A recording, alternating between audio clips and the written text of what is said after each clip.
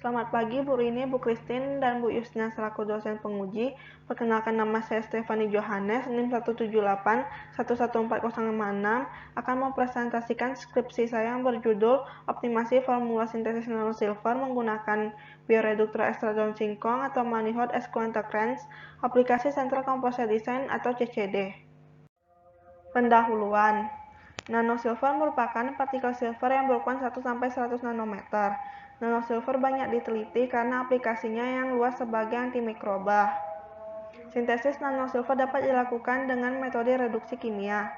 Namun, zat produksi kimia yang digunakan dalam sintesis nanosilver cenderung beracun dan tidak ramah lingkungan, sehingga sintesis menggunakan ekstrak tanaman sebagai bioreduktor menjadi alternatif karena cenderung tidak beracun dan ramah lingkungan. Pada penelitian ini menggunakan daun singkong sebagai bioreduktor, di mana daun singkong mengandung senyawa polifenol seperti flavonoid rutin dan saponin. Kandungan terbesar daun singkong adalah flavonoid rutin yang memiliki potensial reduksi plus 0,24 volt, yang nilainya lebih rendah dari potensial reduksi Ag+, yaitu plus 0,80 volt, sehingga flavonoid rutin dapat mereduksi perak. Ukuran partikel nanosilver sangat penting, karena semakin kecil ukuran partikelnya, maka semakin besar aktivitas antibakterinya. Nah, ukuran partikelnya ini dapat diperkirakan melalui panjang gelombang dan persen transmitan, sehingga panjang gelombang dan persen transmitan ini menjadi parameter dalam penelitian ini.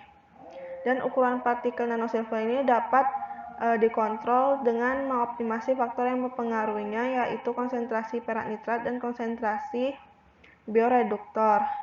Nah, optimasi dilakukan menggunakan Central Composite Design atau CCD yang digunakan untuk merancang percobaan yang akan dievaluasi faktor dan responnya untuk mendapatkan formula sintesis nanosilver yang optimal.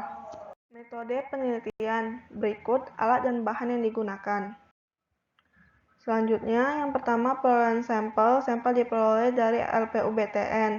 Yang kedua, determinasi tanaman ini dilakukan oleh bagian Laboratorium Biologi Farmasi, Fakultas Farmasi, Universitas Gadjah Mada, Yogyakarta.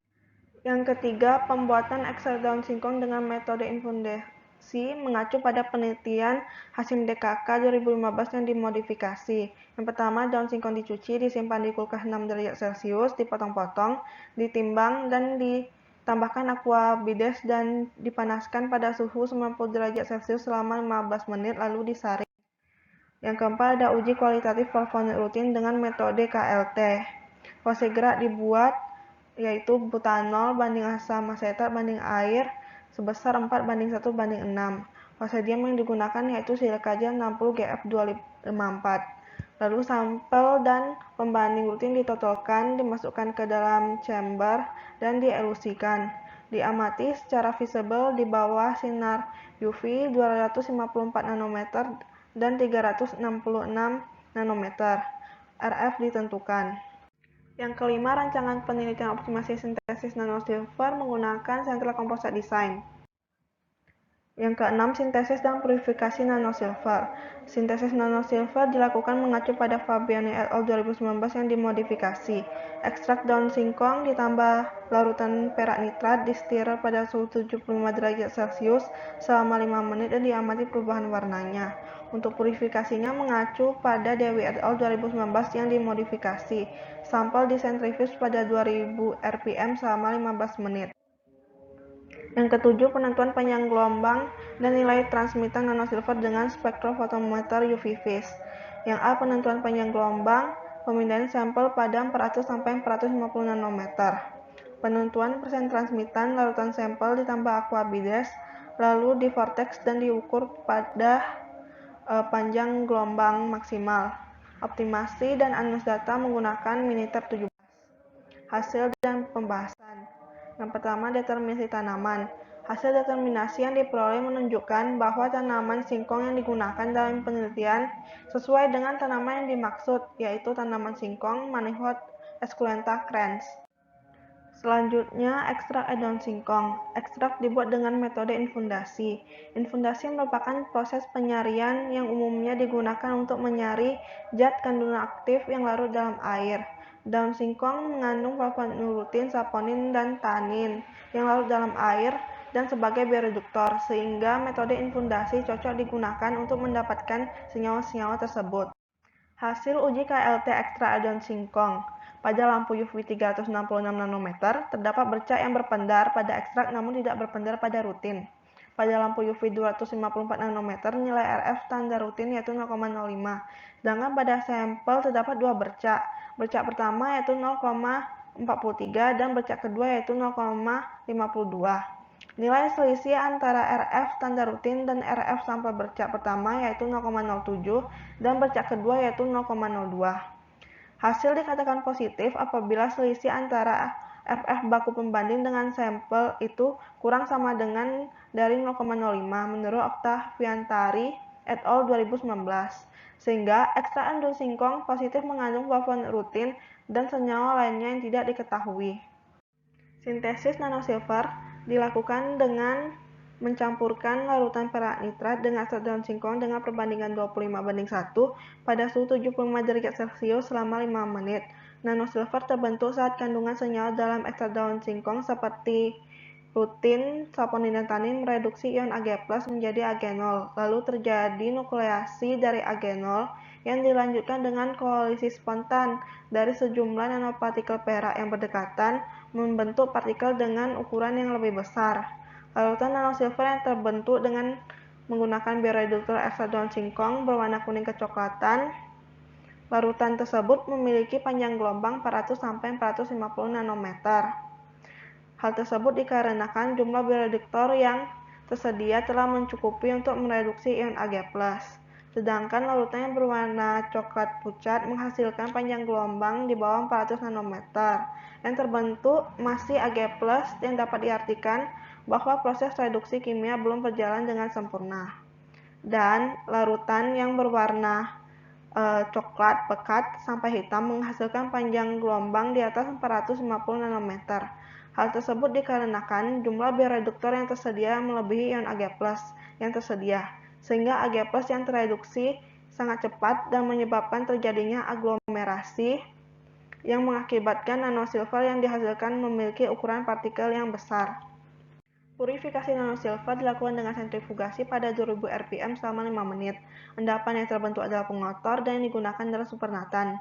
Dari hasil PSA dapat dilihat bahwa ukuran partikel nanosilver sebelum dan sesudah purifikasi memiliki ukuran partikel yang mirip, namun pada panjang gelombangnya sangat berbeda.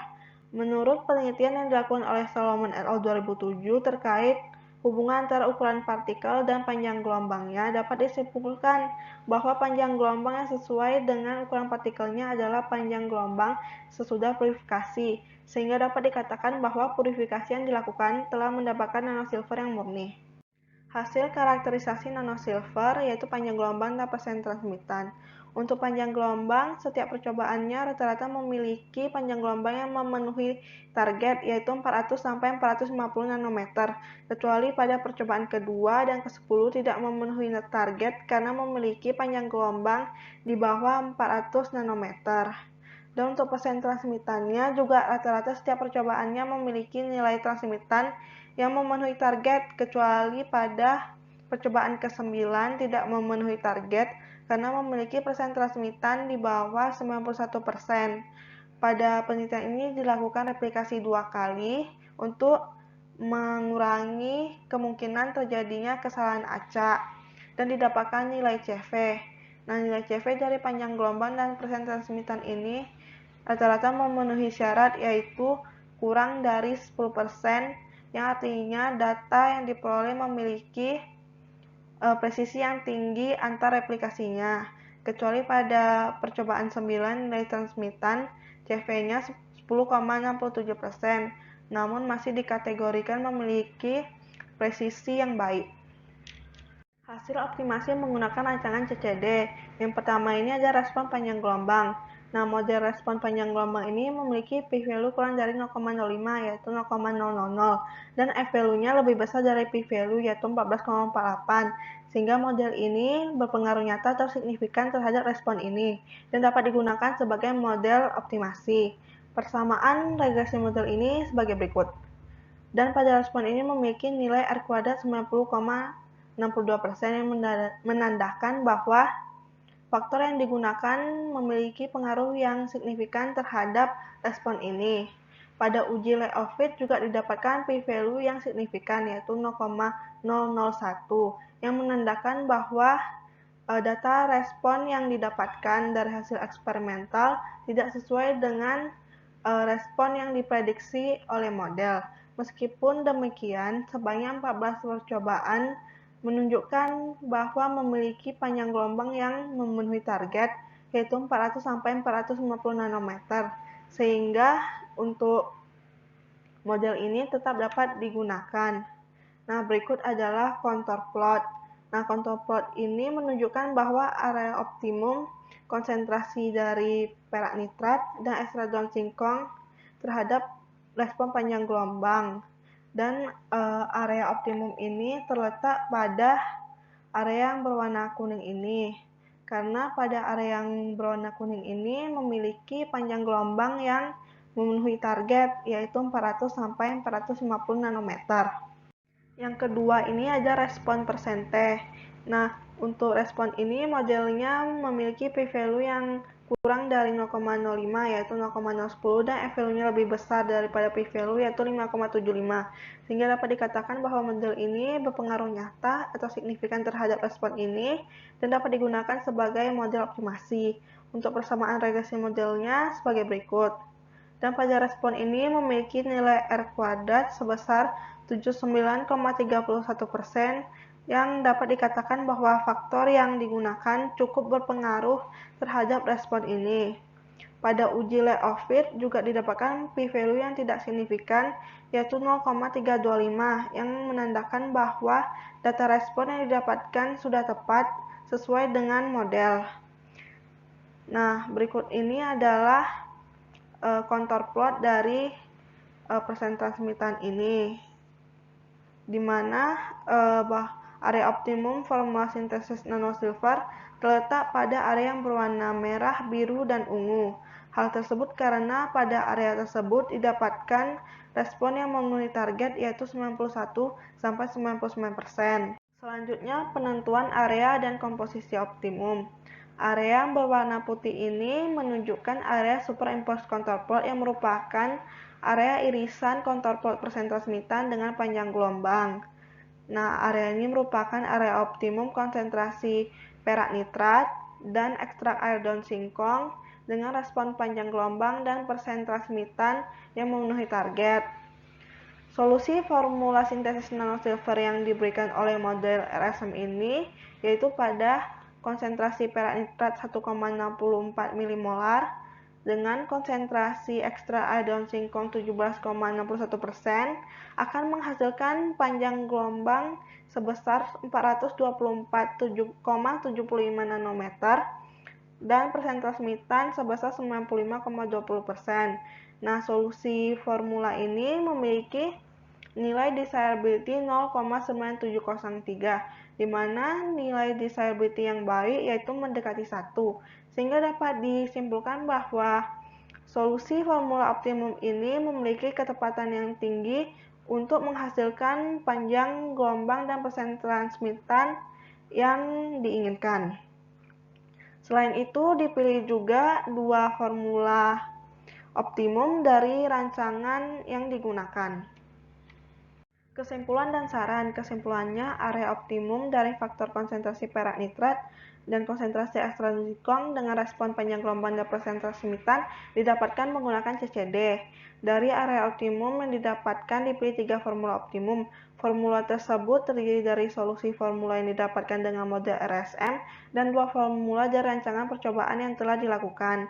Sarannya, perlu dilakukan penelitian lebih lanjut terkait hubungan absorbansi dengan jumlah nanosilver yang terbentuk, perlu dilakukan validasi terhadap solusi formula optimum yang didapatkan. Perlu diperhatikan untuk tahapan kritis dalam sintesis nanosilver, yaitu ketersediaan hot plate dan pengandalian suhu selama proses sintesis nanosilver supaya konstan. Berikut adalah daftar pustaka yang diakui.